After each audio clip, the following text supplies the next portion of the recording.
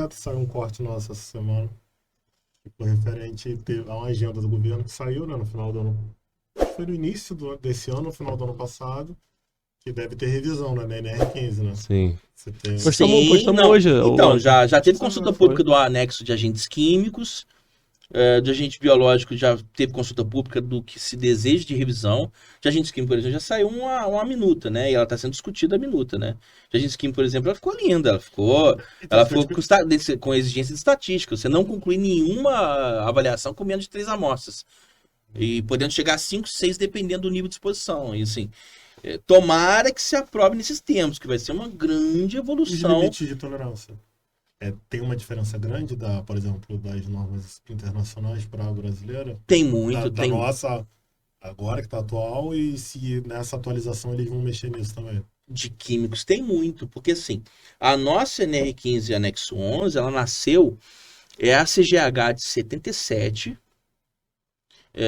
isso os próprios, os nossos gurus de BH contam, né, Fantasini, enfim, todo mundo lá, Irene, eles pegaram a CGH de 77, converteram para a Jornada Laborativa Brasileira, que na época era de 48 horas, e aí saíram os agentes, o fator de brief escala, né, de conversão de jornada, né, aplicado o fator de brief escala e construiu o anexo 11 inteirinho. Então tem vários agentes ali, por exemplo,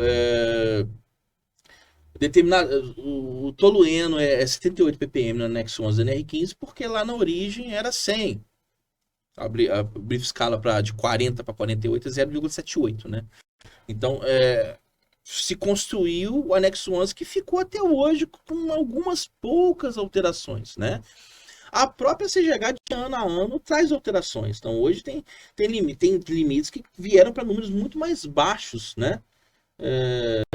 Do que ainda aparece no anexo 11 da NR15, porque ele nasceu de uma referência mais antiga, que no caso, igual a gente está conversando aqui, a CGH de 77. Eu acho que o exemplo mais claro, que a gente, para ser mais objetivo, que eu acho que é o mais notório, né, por ser um agente muito comum também nas exposições, é o manganês.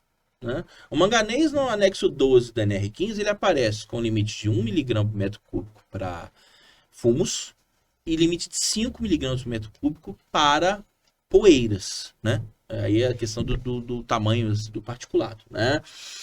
Na CGH, tá em 0,1 o limite para respirável, fração respirável, e 0,25 mg por metro cúbico, fração inalável.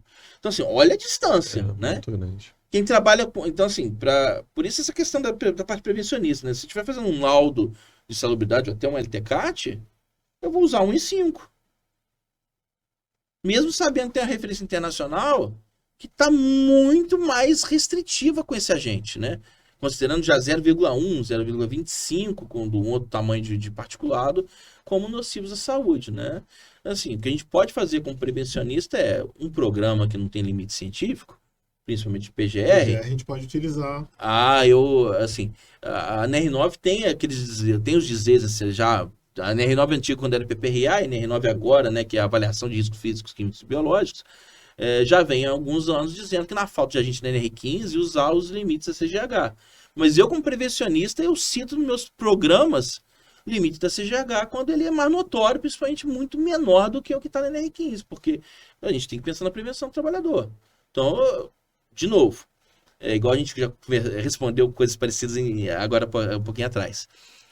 Como eu sou consultor, assessor de empresas, eu comunico a empresa. Se a empresa, o que ela vai usar aquela informação, aí eu não estou na administração, né? Mesmo quando eu estou CLT, eu também não decido, porque eu não sou o dono da empresa, não sou, enfim, não sou responsável legal. Então, eu apresento do mesmo jeito as variáveis. Então, num programa prevencionista, você pode buscar limites mais rigorosos em benefício do trabalhador.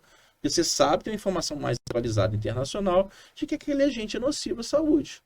Uma coisa curiosa, eu lidando com um cliente hospital, né? Asperacético, eu fui buscar que é uma substância comum de uso, né? Em desinfecção, né? De ambiente, de máquina, enfim, processo tal, na área hospitalar. Eu fui buscar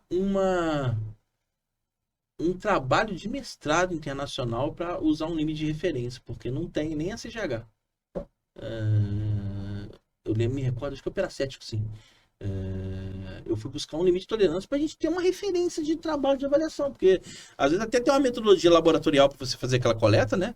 Que a gente em campo, a gente como higienista de campo, a gente não mede nada em químico, né? A gente coleta amostra, né? Sim. Depende de um laboratório que seja capaz de transformar aquilo num número, né? E aí, assim, peracética é um dos agentes que os laboratórios fazem análise, né? Mas, como referência, a gente teve que buscar nem a CGH nem a NR15, né? Por conta de Interessante. nenhum nem outro tem um limite para ele. Acho que é isso mesmo. Foi peracético, sim. A situação, tô lembrando aqui. Mas isso pode acontecer, né?